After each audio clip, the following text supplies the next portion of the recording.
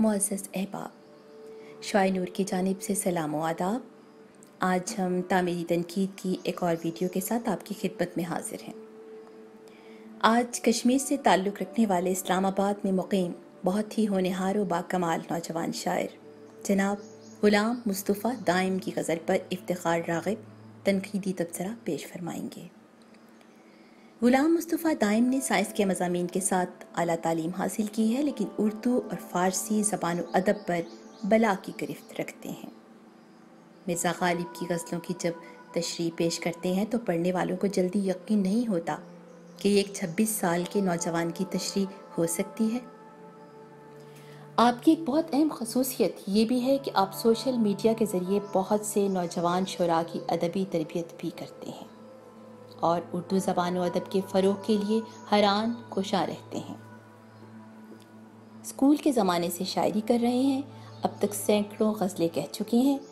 इससे पहले कि तनकीदी तबसरे का आगाज़ हो, ये अर्ज़ करना भी ज़रूरी समझती हूँ कि किसी एक गज़ल के कमज़ोर या अच्छी होने से शायर की मजमूई शायरी पर कोई राय नहीं कायम की जा सकती। गुज़श्ता वीडियो में तनकीद के इख्तिताम पर मैंने इफ्तिख़ार राग़िब साहिब की एक गज़ल पेश की थी। आज की वीडियो के आखिर में अपनी एक नज़्म पेश करूँगी। उम्मीद है तनकीदी तबसरे के साथ साथ आप मेरी नज़्म भी ज़रूर समात फरमाएंगे। साथ ही ये गुजारिश भी है कि तामीरी तनकीद का ये सिलसिला अगर आपको पसंद आ रहा हो और अब तक आपने चैनल को सब्सक्राइब नहीं किया हो तो सब्सक्राइब कर लीजिए। साथ ही इत्तलाती घंटी यानी बेल आइकॉन को भी दबा दीजिए ताकि हर नई वीडियो की आपको बर वक्त इत्तला मिल सके। जो वीडियो भी आपको पसंद आए उसे लाइक और कमेंट के इनामात से भी नवाजिए और दीगर बाज़ौक़ अहबाब के साथ शेयर कीजिए। कहीं कोई कमी नज़र आए तो इसकी निशानदही भी कीजिए। ग़ुलाम मुस्तफ़ा दाइम साहिब की गज़ल के मतला से आगाज़ करते हैं।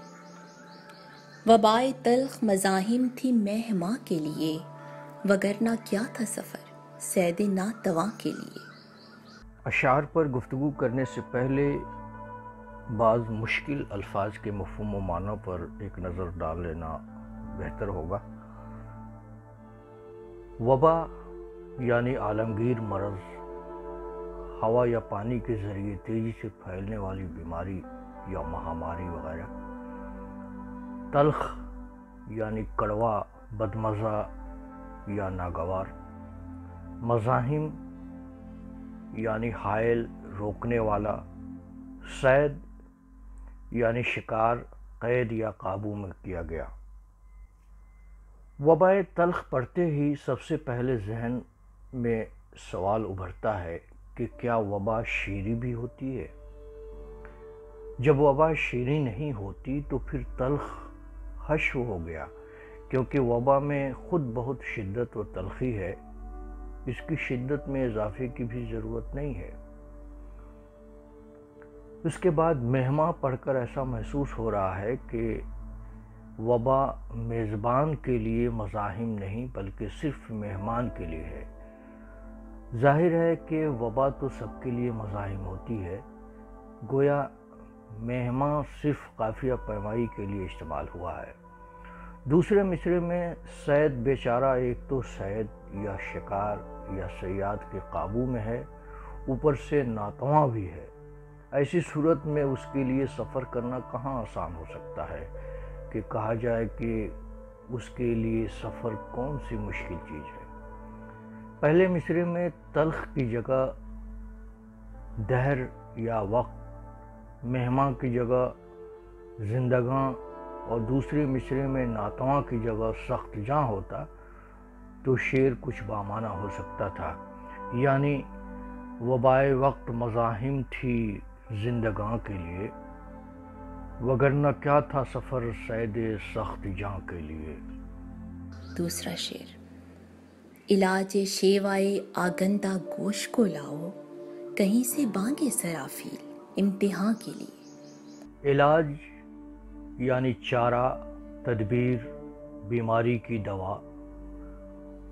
शेवा यानी तौर, अंदाज। आगंदा یعنی آلودہ بھرا ہوا، گوش یعنی کان، آگندہ گوش یعنی جس کے کان کسی چیز سے بھرے ہوئے ہوں، یعنی وہ سن نہ سکتا ہو، بانگ یعنی آواز، اذان، بانگ اسرافیل یعنی اسرافیل علیہ السلام کی سور پھونکنے کی آواز، یعنی بہت تیز آواز۔ شاعر کہہ رہا ہے کہ آگندہ گوش یعنی بند کان والے یا بہرے شخص کے طور یا انداز کے علاج کو لے آؤ۔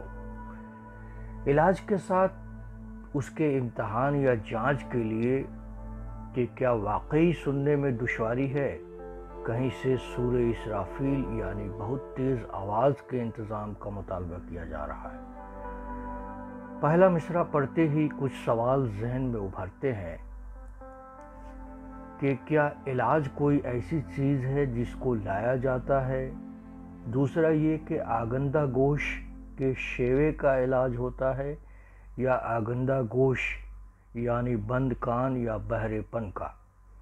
ظاہر ہے کہ علاج کو لایا نہیں جاتا بلکہ علاج کیا جاتا ہے یا علاج ہوتا ہے۔ یہاں علامت مفعول کو کا استعمال بھی درست نہیں ہوا ہے، یعنی علاج کے لیے جہاں لانا درست نہیں ہے وہیں علاج کو لانا میں کو کا استعمال بھی درست نہیں ہے، کیونکہ مفعول غیر ذی عقل یا بے جان ہو تو اس کے ساتھ کو نہیں آتا۔ مثلا ملزم کو لاؤ کہنا درست، لیکن قلم کو لاؤ کہنا غلط ہے، یہاں قلم لاؤ کہا جائے گا۔ اسی طرح مصرعے میں اگر علاج کے لیے لاؤ کہنا درست ہوتا تو صرف علاج لاؤ کہا جاتا، جیسے دوا کے لیے کہا جاتا ہے دوا لاؤ، یہاں دوا کو لاؤ کہنا غلط ہوگا۔ علاج چونکہ کان یا بہرے پن کا ہوتا ہے، ایسی صورت میں شیوا محض جگہ بھرنے کے لیے لایا گیا ہے۔ تیسرا شعر: بپا ہے لطف تحیر کا زمزمہ کیوں کر، یہ کس کی آنکھ ہوئی صرف ایک دکان کے لیے؟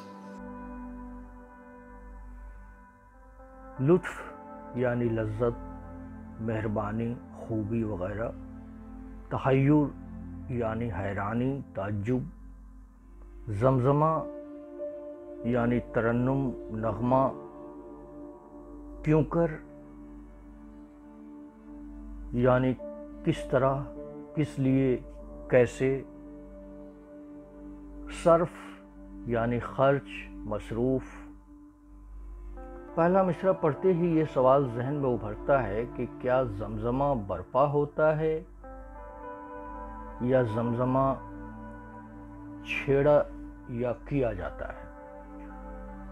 آنکھ کا دکان کے لیے صرف ہونے سے زمزمے کا کوئی تعلق تو نہیں ہے، البتہ لطف تحیر کا تعلق آنکھ سے ضرور ہے۔ ایسی صورت میں دونوں مصرے میں ربط قائم ہوتا ہے، لیکن پہلے مصرے میں بپا ہونے کا مسئلہ برقرار ہے۔ پہلا مصرع اس طرح ہوتا تو شعر کچھ بہتر لگتا کہ یہ کس نے لطف تحیر کا زمزمہ چھیڑا، یہ کس کی آنکھ ہوئی صرف ایک دکان کے لیے۔ البتہ شعر میں دکان کا کوئی تلازمہ موجود نہیں ہے، یہ صرف قافیہ برائے قافیہ ہے۔ چوتھا شعر: مجھے بساؤ فسانے کے ہر قبیلے میں ایک تازہ علامت ہوں زندگاں کے لیے۔ شعر پڑھتے ہی ایک بات شدت سے کھٹکتی ہے کہ کیا فسانے کے قبیلے بھی ہوتے ہیں؟ فسانے کے قبیلے سے آخر کیا مراد ہے؟ قبیلے کی جگہ اگر علاقہ ہوتا تو کافی حد تک بات بن جاتی۔ دوسرا مصرع بہت اچھا ہے۔ پانچواں شعر: شعور بلبل شیدا ہی شاعری ہے میاں، کہ لفظ لفظ بنا جوشش فغاں کے لیے۔ شعور یعنی عقل، تمیز، سمجھ، شیدا یعنی عاشق، فریفتہ، جوشش یعنی ابال، بے قابو جذبات ولولہ، فغاں یعنی شور، آہوزاری، فریاد۔ شاعر کہتا ہے کہ میاں بلبل شیدا کا شعور ہی شاعری ہے۔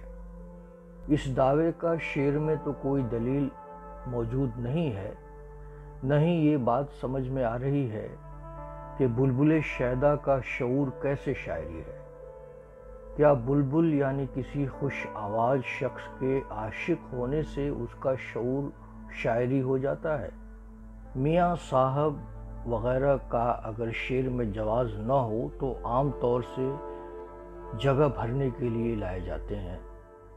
یہاں بھی صورت کچھ مختلف نہیں ہے۔ دوسرا مصرع اچھا ہے لیکن پہلے مصرع سے مربوط نہیں ہے۔ چھٹا شعر: بس ایک رمز صحابی کفایتی ٹھہرا، بہت تھا توشائے ہنگام نیم جاں کے لیے۔ رمز یعنی اشارہ، بھید، نقطہ، علامت۔ سحاب یعنی بادل، ستاروں کا دھندلا گچھا، گیلیکسی۔ کفایت یعنی کافی ہونا، بچت۔ توشہ یعنی زادِ راہ، وہ کھانا جو مسافر ساتھ لے جائے۔ ہنگام یعنی وقت، موقع۔ نیم یعنی آدھا، نیم جاں یعنی بہت کمزور۔ پہلے مصرع میں سب سے پہلے لفظ ٹھہرا پر نظر ٹھہرتی ہے جو رمز کی مناسبت سے آیا ہے۔ بیشتر معتبر لغات و شعراء نے رمز کو بطور مؤنث استعمال کیا ہے۔ ایسی صورت میں ٹھہرا کی جگہ ٹھہری کا محل ہے۔ اب سوال اٹھتا ہے کہ صحابی رمز کس کام کے لیے کفایتی ٹھہری؟ دوسرا مصرع بہت اچھا ہے۔ توشہ ہنگام کی ترکیب بھی خوب ہے لیکن پہلے مصرع سے اس کا تعلق واضح نہیں ہے۔ ساتواں شعر: تہی ہے روح کا سانچہ تپا کے ہستی سے، اجل رسید کی قسمت ہر استخواں کے لیے۔ تہی یعنی خالی، تپاک یعنی گرمجوشی، التفات، محبت وغیرہ۔ ہستی یعنی وجود، زندگی، طاقت، دنیا۔ اجل یعنی موت، اجل رسیدگی یعنی مرنا۔ استخواں ہڈی، گٹھلی۔ شاعر کہتا ہے کہ روح کا سانچہ زندگی کی گرمجوشی یا التفات سے خالی ہے۔ روح کا سانچہ سے اگر مراد جسم ہے تو جسم میں جب تک روح ہے وہ تپاک ہستی سے لبریز ہے نہ کہ تہی۔ دوسرے مصرع میں کہا جا رہا ہے کہ ہڈی یا ڈھانچے کے لیے مرنا قسمت یعنی مقدر ہے۔ یہاں کے لیے کی جگہ صرف کی کا محل ہے، یعنی اجل رسیدگی ہر استخواں کی قسمت ہے۔ اب سوال اٹھتا ہے کہ موت ہڈی یا جسم کو آتی ہے یا نفس یا جان کو؟ پیدا کرنے والے نے تو یہ فرمایا ہے کہ ہر نفس یعنی جان کو موت کا مذاق چکھنا ہے۔ ویسے فنا تو سب کو ہونا ہے لیکن موت کا سامنا صرف جانداروں کو کرنا ہے۔ استخواں کی جگہ زندگاں ہوتا تو مصرع مربوط ہوتا۔ آٹھواں شعر: غبار دل سے ہمارے بنا یہ میں خانہ، متاع جان لٹائی ہے خاکداں کے لیے۔ غبار دل، دل کا غبار یعنی دل کا میل، کدورت، رنج، ملال وغیرہ۔ متاع پونجی، سامان وغیرہ۔ خاکداں یعنی کوڑا کرکٹ ڈالنے کی جگہ، دنیا۔ شاعر کہتا ہے کہ ہمارے دل کے غبار یعنی رنج و ملال سے یہ مے خانہ بنا ہے۔ مے خانہ سے یہاں ممکن ہے شاعر نے دنیا مراد لیا ہو۔ دوسرے مصرع میں کہا گیا ہے کہ ہم نے اپنی جان کی پونجی لٹائی ہے اس دنیا کے لیے۔ اس شعر کو غبار دل نے گنجلک بنا دیا ہے۔ بعض لوگ متاع جان جیسی تراکیب میں اعلان نون پر اعتراض کرتے ہیں۔ ان کے بقول صرف متاع جان درست ہے، لیکن میں ذاتی طور پر اس کا قائل نہیں ہوں۔ اگر استعمال مناسب ہوا ہو اور کہنے سننے میں شعر بھلا لگ رہا ہو تو حسب ضرورت نون یا نون غنہ دونوں لائے جا سکتے ہیں۔ پرلطف بات یہ ہے کہ اعتراض کرنے والے بھی یہ کہتے ہیں کہ اضافت کی صورت میں دوسرے لفظ کے آخر میں نون ہو اور اس سے قبل حروف علت یعنی الف، واو اور یہ میں سے کوئی ایک ہو تو اعلان نون درست نہیں ہے، یعنی نون میں خود بھی نون کا اعلان کرتے ہیں، کیونکہ اعلان نون کہیں گے تو شاید ان کی بات کی ترسیل نہیں ہو سکے گی۔ مقطع: تبے حروف سے کرتاس جل گیا دائم، نہیں تھا ظرف مناسب میں تباں کے لیے۔ تب یعنی گرمی، بخار، حروف حرف کی جمع، قرطاس یعنی کاغذ، ظرف یعنی برتن، میں تپاں یعنی گرم شراب۔ شاعر کہتا ہے کہ اے دائم، میرے جذبات کے اظہار کے لیے استعمال کیے گئے حروف کی گرمی سے کاغذ جل گیا، کیونکہ گرم شراب کے لیے یہ برتن مناسب نہیں تھا۔ بہت عمدہ اور بے داغ شعر ہوا ہے، جو بعض مشکل تراکیب و الفاظ کے باوجود اپنا مفہوم بھرپور ادا کر رہا ہے۔ البتہ دوسرے اشعار میں اس کا اہتمام نہیں ہو سکا ہے، اور کہیں کہیں ایسا محسوس ہو رہا ہے کہ الفاظ زبردستی شعر میں ٹانکے گئے ہیں، یا بعض قوافی کو باندھنے کے لیے قصداً مشکل تراکیب و الفاظ استعمال کیے گئے ہیں۔ معنی و مفہوم یا شعر میں تاثیریت پر زیادہ توجہ صرف نہیں کی گئی ہے۔ غزل کے بیشتر اشعار پر نظر ثانی کی شدید ضرورت ہے۔ اس کے بعد ممکن ہے اشعار قابل رشک ہو جائیں، اور دائم صاحب جس قدر باصلاحیت نوجوان شاعر ہیں، ان کے لیے یہ کوئی مشکل کام نہیں ہے۔ نظم کا عنوان ہے دیے کی لو میں رستے تھے۔ یہ دل کچے مکاں جیسا، میری غربت کے لمحوں میں ارادے ہار کی صورت، کبھی آڑی کبھی ترچھی لکیریں کھینچ لینے سے کوئی شاعر نہیں بنتا۔ ورق پر ان گنت ان دائروں میں رنگ بھر کر یوں سمجھ لینا کہ تم فنکار بن بیٹھی، سنو ایسے نہیں ہوتا۔ ہنائی ہر ورق کے ہونٹ جانے کب کہاں سوکھے، عبارت بطن میں تشنا لبی بھر کے تھی لوٹ آئی۔ کوئی تو ہو جو پتھر کو بدلنے کی ہنرمندی سکھا جائے، مجھے اپنا بنا جائے۔ کوئی تارا، کوئی غنچہ، کوئی ریشم، کوئی منظر، میری بے سمت کاوش کو کوئی منزل دکھا جائے۔ سسکتی شام میں بجھتے دیے نے دل سے مانگا تھا، تبھی تو مضطرب لو میں کسی کا عکس جاگا تھا۔ بھلا سورج بھی مرتا ہے، کوئی آواز آئی تھی۔ یہ منظر رنگ بدلیں گے، قلب کے دل میں سوکھی روشنائی پھر سے جاگے گی۔ نہ جانے کون ہے جو زینہ در زینہ قدم رکھ کر دیے کی لو میں اترا تھا۔ وہی سارا شگفتہ تھی، وہی سارا شگفتہ جو سمندر آنکھ میں بھر کر خزاں موسم سے ملتی تھی۔